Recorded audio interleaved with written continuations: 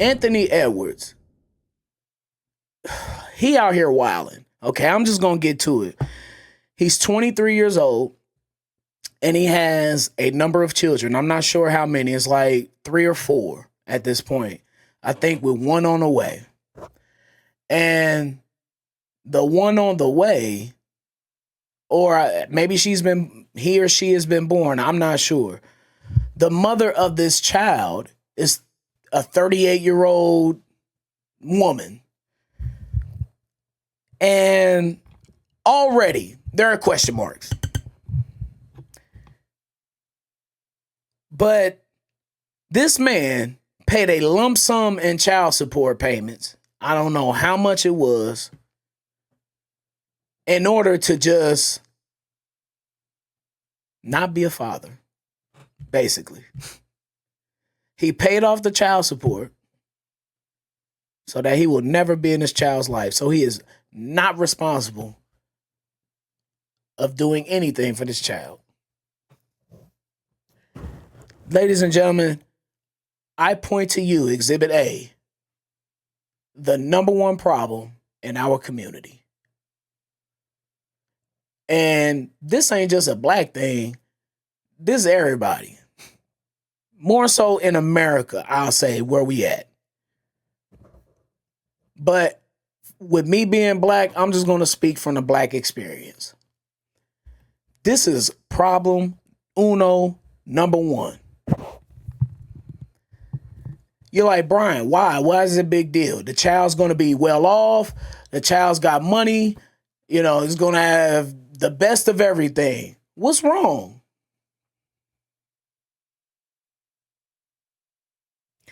We've normalized not growing up with a father and or mother. We've normalized it. And we've replaced it with money or pride or whatever it is in some other cases. I don't know what it is, but specifically right here, money. You think money can take the place of being a father?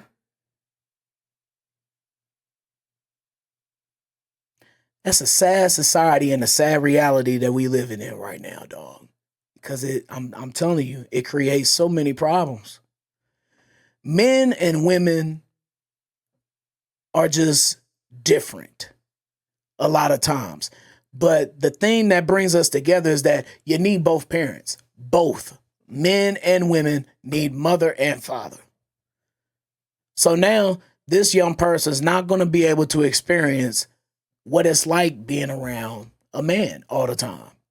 And therefore you can't really, or maybe I shouldn't say can't really, maybe your perspective and your spectrum is limited to just what you see with your mother, if she's even there for you.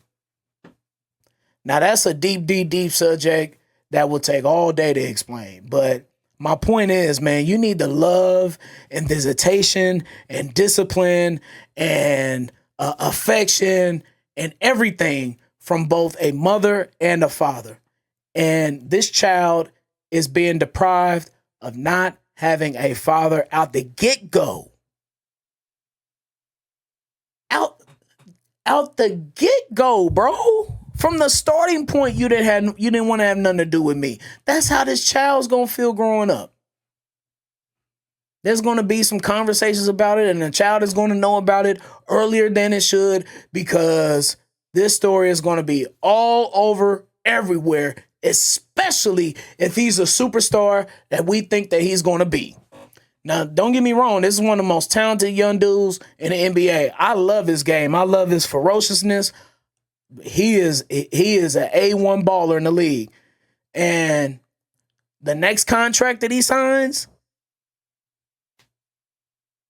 is going to be big money. Which is probably why, he didn't mind. I don't know what the deal was with the young lady and how much money she got or how much he paid, but he was like, the hell with it. I don't want to have nothing to do with it. I'm going to get more money down the line anyway. Y'all, it's going to be a bad price to pay for that. I understand that money can do a lot of things, but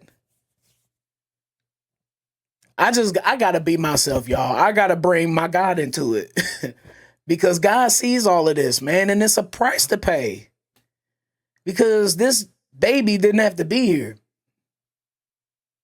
And look, y'all, they knew going into this.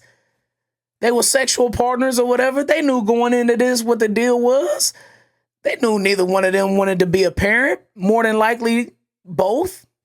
I can say that about the father. We can say that about him because he's paying off. I don't know about the mother for sure. I can't speak for her, but we can say that about Anthony Edwards. And of course, on the man's side, you got to protect yourself because there are certain women who are vultures who are now, there's been a trend of older women in their upper 30s, 40s going after these young NBA players. So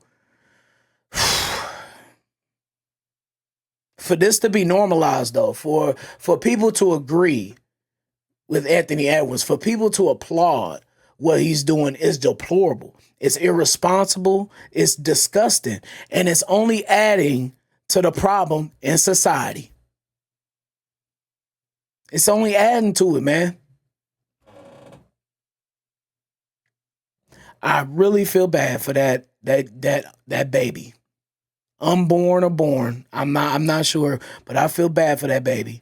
And every other child that's experienced anything similar to this.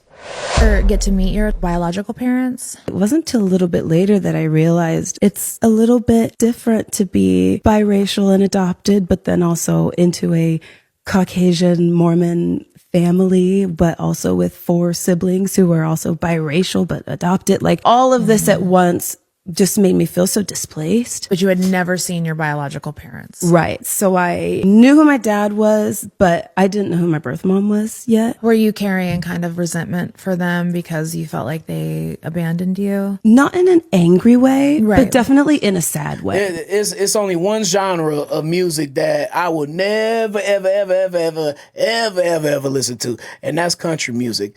But there are some things that do bring us together. And Tanner Adell's story is riveting to me because it's not my story per se, but I am very familiar with that though. It's one thing to be raised in different cultures within different houses, man. It really is. It's a different world. There are different set of rules. There are different set of mannerisms that go along with different houses, man. Believe me. And you gotta be skilled and knowing both. You gotta know both worlds, baby. You got to. I mean, that was definitely my experience. But I'm sure that's similar to all or more biracial, people growing up. Especially ones that grew up in one particular household. Like, let's say you had a biracial kid that had no connection with that black family. Zero. They're basically more so white kids than black kids. And they be having trouble with acceptance. They be having trouble with self-esteem. They be having trouble with identity. It's a deep, deep thing. Me, Brian, y'all know I identify as being with black. No Rachel Dozier, because I am black. I went to black schools. I grew up in black churches, black family, dated black women, got a black wife, and there was a step. I don't like that word step, but there was a step family that took me in as one of their own. Let alone with my Brooks family. You know what I'm saying? I didn't know my white family. I just met my white family last year on my birthday. So, yes, I grew up as a black biracial kid. I even had a black mother along with my white mother, stepmother, But nah, that was my mama. My second mama. My mama know who she is, but I had a second mama. Now I got a third mama with my mother-in-law. You know, but being biracial in certain communities, it can be a challenging experience, especially if you're adopted. And then you got a whole other dynamic in which, you know, let alone race, but like, how come this family didn't want me? You know, it's just all sorts of questions come up. And, you know, I really feel for kids that grow up in the foster care system, man. That is a rough life to live. Let alone you dealing with regular people problems, but now you got all sorts of family trauma. You know, and then adding race on top to it. You know, there's a lot of self-reflection that could go on, a lot of like discovery that could go on with that. But wherever you are in your journey and your self-discovery, just know who you are and know that God helped created you. And know that you are made in his image. You know, really no matter what race you are or what you identify with. You are made in his image. So that takes nothing away.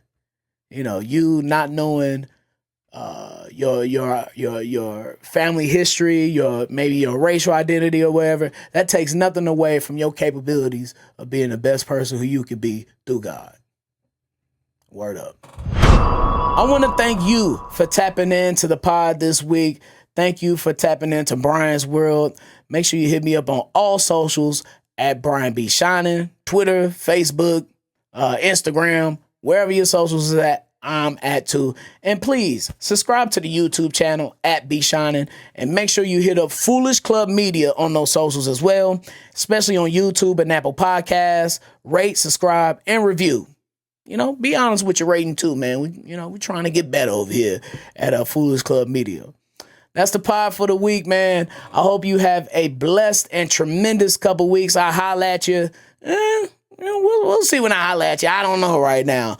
But until I do holla at you, make sure that you take care of yourself and you be a blessing. Until then, Chiefs Kingdom and Kansas City. Mount up.